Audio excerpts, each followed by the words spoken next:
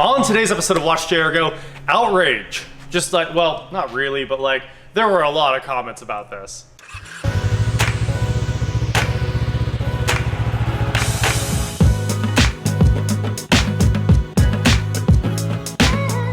What is going on, guys? I am Watch Jericho, and today I'm here with my 2013. This is definitely 2013. The problem is I have so many 2011 and 12 cars right now. I never remember what year anything is, so I'm sorry. This is definitely a 2013 Dodge Dart. And in the last video, we did BG's dynamic treatment on this thing, and as far as I'm concerned, there is no sludge left in this engine.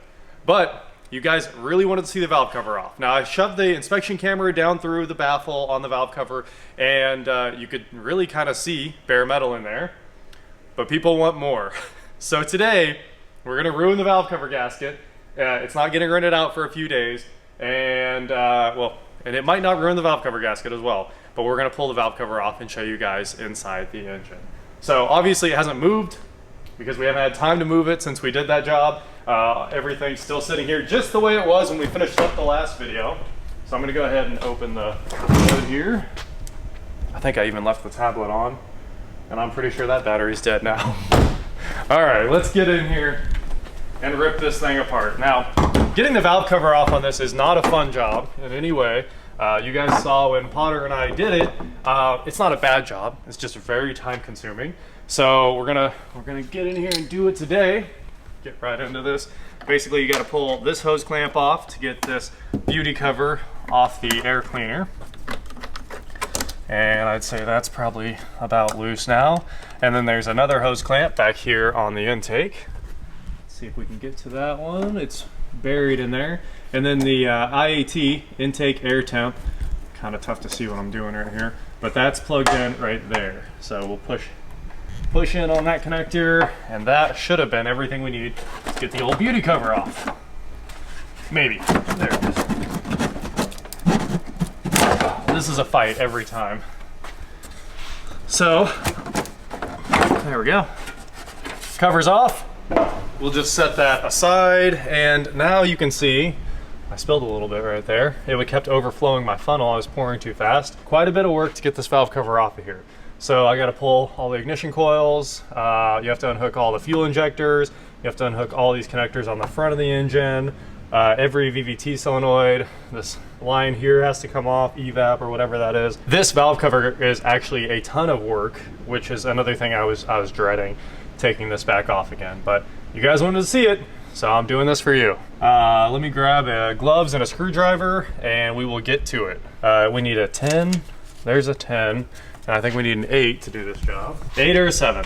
It's an 8. Cool. All right, so it should just be a 10 and an 8 to get this whole thing knocked out. We'll start with the coil packs because that's always the easiest place to start.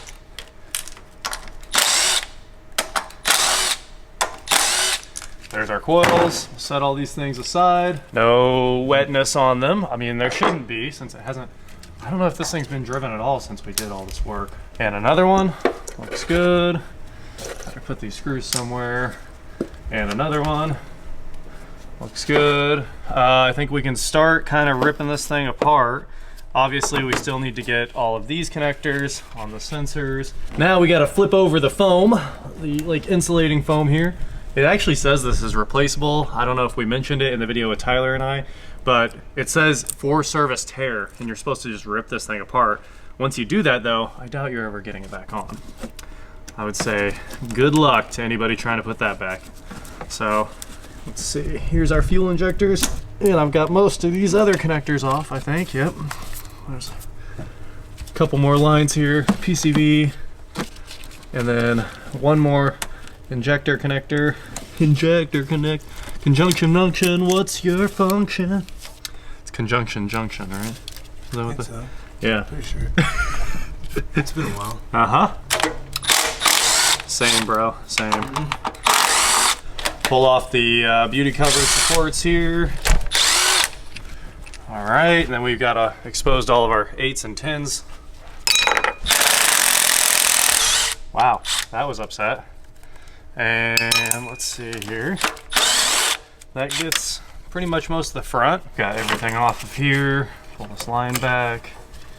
And now we just have a few screws on the back. one right there. We're gonna need a swivel to get in here, and we should be about done. Quite a bit to see what you're working on.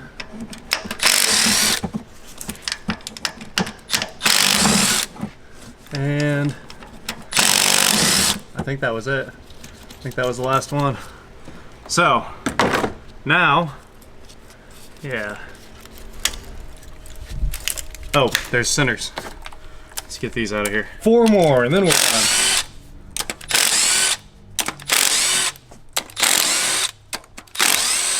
More. There's no cuts in here or anything, since I know people have conspiracies. Oh man, oh, that's tight. He probably got in there and cleaned it or something. Is it because I left 2 down? Might have made it a little snug. It does help if you actually remove all the fasteners, doesn't it?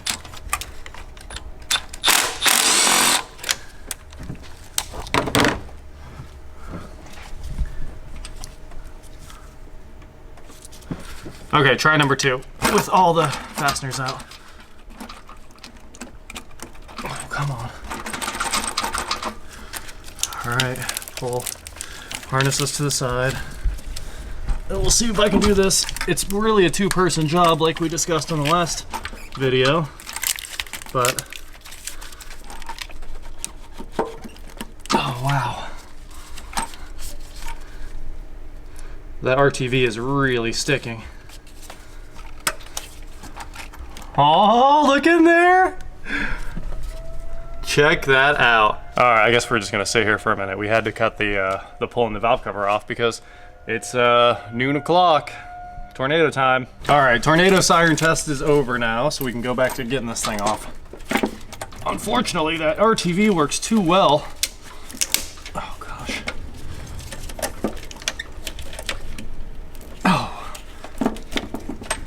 This gasket is so stuck.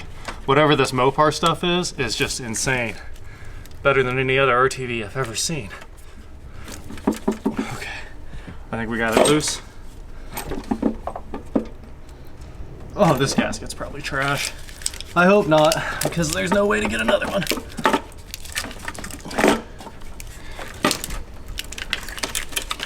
There you go. There's your brand new engine. This looks better than when I cleaned it. I mean, it looked pretty good when I cleaned it, but it didn't look like this. This is brand new.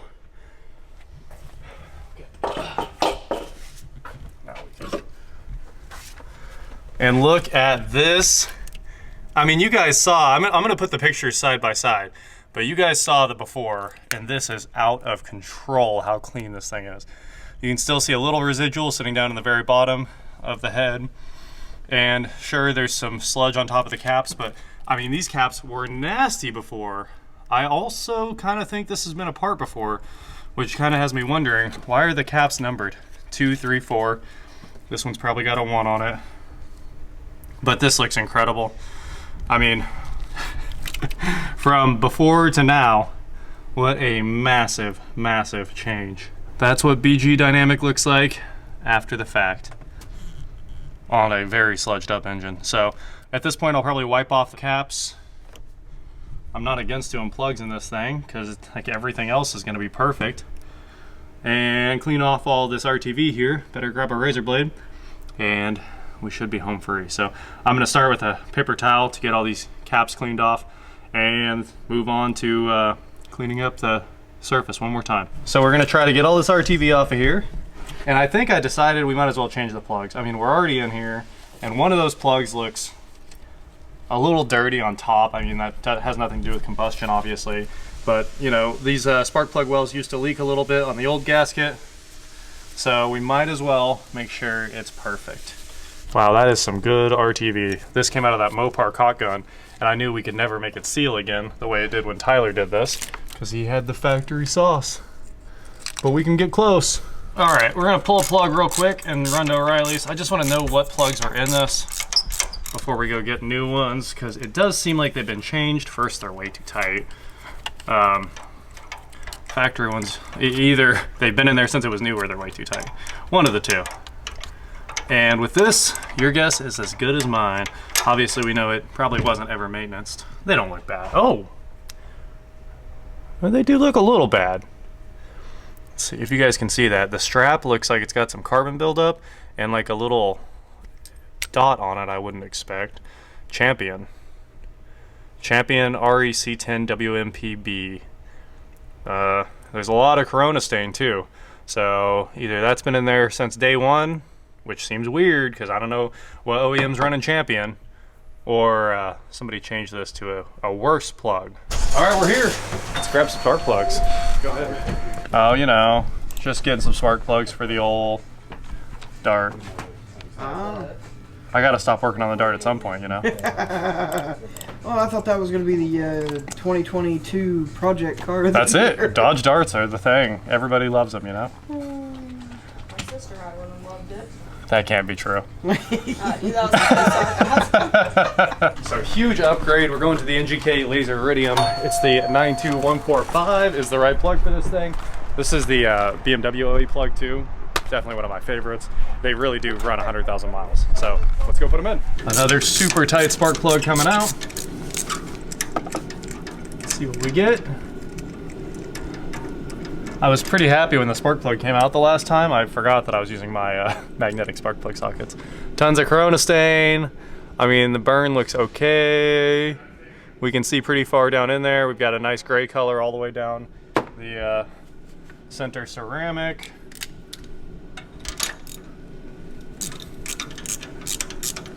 Instead of getting fried food, I went to crumble cookie. Did you?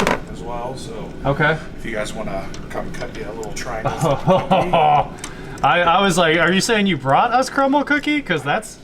Yeah, so if you want to come get you a little slice. Man. That's what's up. I just saw that they had ice cream. Oh, man. In with the new. Look at the electrode on these is awesome. It's a tiny, tiny little thing. Ready to install the new ones. So we'll be right back with you guys in a second once these are all in. Obviously doing the old school method here, which is hand tight quarter turn. Oh, detail dudes brought these in and I'm pretty excited about this. I don't know what to do here. It's a pretty complicated decision, probably the most complicated decision I'll have to make all day. I'm gonna go with the chocolate one though. I feel like the chocolate one's where it's at. The other one, I don't know what that is. Looks like some kind of cinnamon butter, and that one looks like Reese's. They all look amazing, but you know, you gotta make a decision. All right, Darrell, get in there. You gotta make your decision. I know it's hard. Piqued my interest. It's still warm. Oh, goodness. Throwing some black RTV on here. So this chain cover here, the timing chain cover, it bolts on and it's fully sealed with RTV as well, this whole thing. So you're kind of sealing both surfaces, the timing chain cover and the valve cover at the same time. So that's why we're using quite a bit of RTV right here. And then we'll just put a dab in the corners, hopefully, and she'll be good. So I'd say that's good. And obviously our surfaces are cleaned up very well.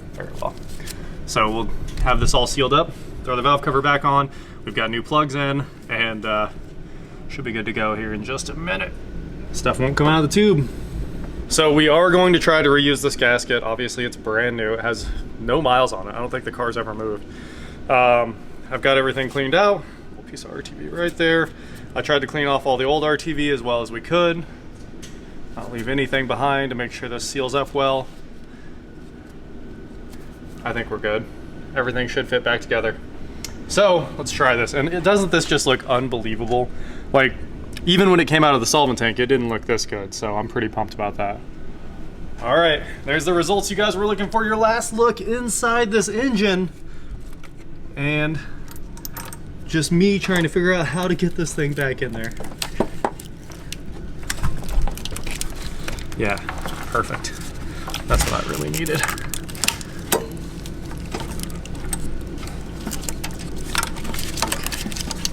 There's that one's lined up.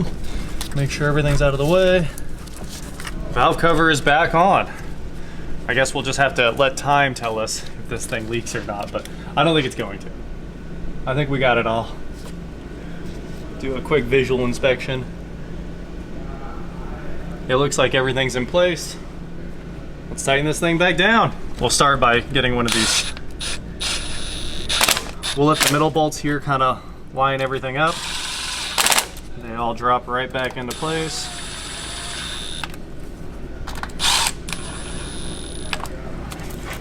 There we go. That's what I'm talking about. All right, we got this thing back in here. It's time to plug in our fuel injectors and put our insulation back. And honestly, the injectors are kind of pretty easy to plug in here, if you can see. So obviously I can't see, but there's a nice click. So I'm gonna just trust in the click. And I know a lot of people were concerned about us running this thing for like an hour inside at 3,000 RPM. But I'm not concerned because this building leaks so much air that we can feel it coming through. So yeah, I'm not at all worried about letting a car run for an hour inside here. We've had like 10 cars running in here at once before and never even an issue. So if there's one thing I know, we don't need exhaust ventilation in a building that ventilates itself every few minutes. You can always tell because the fans are always turning in the background if there's any air moving at all. They're just, even right now, you can see all the light through them. Here's our studs for the beauty cover. Those just need a couple little taps. And I'm gonna wipe off all of our bolts for our coils. And we can go ahead and drop in all of our coils too while we're in here. So they go like so. These also have locking tabs, which is kind of interesting for a coil pack. There we go. And just keep right on chugging in here.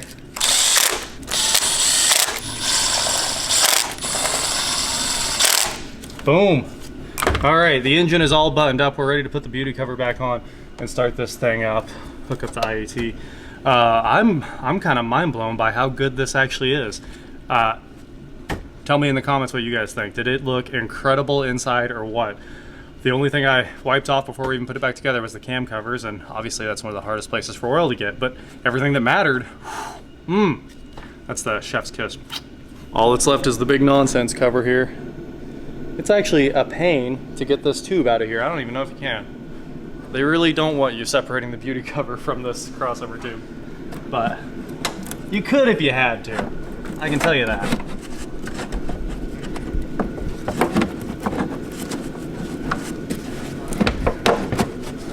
There's one, and there's two. I know there were a few comments where people wanted to cut the oil filters open, and I had already thrown away 2 of them. We had 1 left. Unfortunately, I forgot my oil filter cutter on the counter at home, and I don't want to cut it open like a Sawzall and then contaminate it with a bunch of metal. I bought one just so I could show you guys cut open filters, and of course, it's not here. So we're not gonna be able to cut the filters open, but it's not the one you wanted to see anyway. You guys wanted to see the original one, which is already long gone. There you have it. That is the results, the end result of the BG Dynamic in the Dart that was full of sludge. All the pictures are on screen right now, again, before and afters. And the only thing I did before I put it back together is literally just wipe off the cam covers with a paper towel. Nothing else. All the rest was all the Dynamic. So, and honestly, the cam covers were pretty clean compared to what it was. You can see it yourself. That is it for today, guys. Thank you so much for watching. Don't forget to head on over to shop.watchjrgo.com for cool shirts just like this. And please like, share, subscribe, do whatever you want to do, and I will talk to you next time. Oh, and we did a tune-up. Now we've got new plugs, a way better plug, NGK Iridiums. I'm pretty pumped about that. So this thing should be good for its next 100,000 miles. And we'll keep up with the oil changes or sell it, one of the two. I actually think it runs a little better on these plugs too. Those old plugs have probably been in it since it was new. I did find out that, I think from the forums, that Champion Iridium was the original.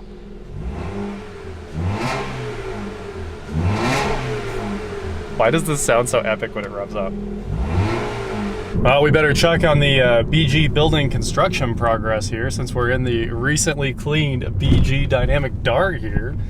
I was just driving down the road and was like, wow, they must have poured all the concrete.